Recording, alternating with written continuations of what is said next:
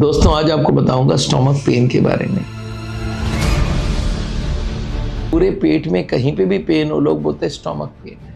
तो मैं आपको बताने वाला हूँ कौन सा पेन है जो हमारे पेट से आती है और उनके क्या क्या कारण होते हैं। दोस्तों आज आपको बताऊंगा स्टोमक पेन के बारे में।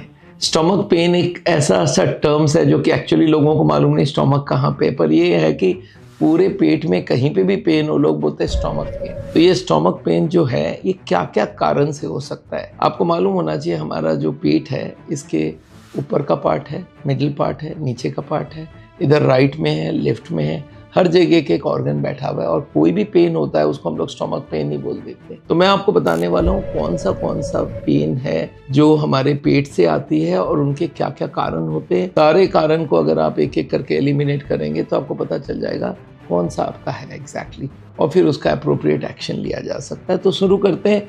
कॉमनेस्ट पेन कौन सा होता है? बहुत वक्त पेन आया और 2 घंटा 1 घंटा रहा चला गया, और इसका सबसे कॉमन जो पेन है वो है इंडाइजेशन। इंडाइजेशन मतलब आपने खाना खाया और उसका हजम नहीं हो पाई और बहुत जल्दी खाने गए, बहुत सारा गैस भी अंदर गया, इंटेस्टाइन में कुछ गैस ज़्यादा बना और वो स्टमक को स्ट्रेच किया और पेन होने लग गई। ये सबसे कॉमन पेन है। यूजुअली ओवर ईटिंग से, ईटिंग टू फास्ट से, या बहुत सारा मसालेदार या फैटी फूड, तले हुए भुने हुए फूड खाने से भी ऐसा हो सकता है। तो ये इससे गैस बिल्टअप करता है और वो क्रैम्प लगाता है, डिस्कम्फर्ट होता है।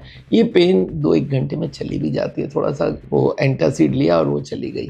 तो ये सबसे कॉमन है और सबसे बिना तकलीफ वाली, बिना बीमार, बहुत बड़ा बीमारी नहीं है मान के चलिए। दूसरी है गैस्ट्राइटिस, और इसके साथ एक और आ जाता है, उसको बोलते हैं GERD। गैस्ट्राइटिस क्या है कि स्टोमक के लाइनिंग में इन्फ्लामेशन हो जाना। अल्कोहल से भी हो सकता है, स्ट्रेस से भी हो सकता है, कुछ दवाइयों से भी गैस्ट्राइटिस होती है जिसको हम लोग पेन किलर के नाम से लेते हैं। और ये जो पेन होती है ये बहुत कॉमन है। गैस्ट्राइटिस, बहुत दिन से कुछ गलत खाने गए, स्टोमक में गैस्ट्राइटिस हो गया और उसके वजह से ये होता है। तीसरा कारण है GERD। इसका फुल फॉर्म है गैस्ट्रोइसोफेजियल रिफ्लक्स डिजीज। इसमें क्या होता है आपको मालूम है? स्टोमक में एसिड होता है, पर स्टोमक की वॉल जो होता है वो एसिड रेजिस्टेंट होता है, वो वॉल को कभी चला नहीं पाता वो एसिड।